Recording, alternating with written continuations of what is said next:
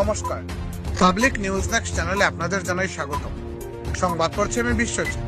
পশ্চিম দলের দুয়ারবন্দের মন্দিরে মাটি ফেটে বেরিয়ে এলো মানুষের হাত সদৃশ্য বস্তু। ঘটনাটিকে ঘিরে তীব্র চাঞ্চল্যের সৃষ্টি হয়েছে এলাকা জুড়ে। ঘটনাটি ঘটেছে শনিবার দুপুর প্রায় 1:30 নাগাদ পশ্চিম দলের দুয়ারবন বাজার সংলগ্ন ছোট কালাচড়া গ্রামে।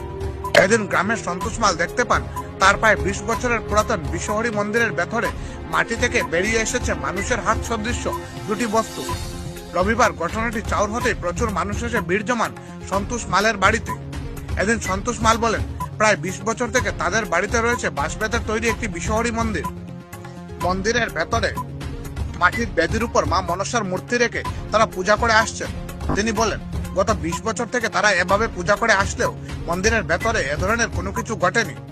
আচমকা মাটি থেকে মানুষের হাত সদৃশ্য বস্তু বেরিয়ে আসায় তারা হতচকিত হয়ে পড়েছেন। রবিবার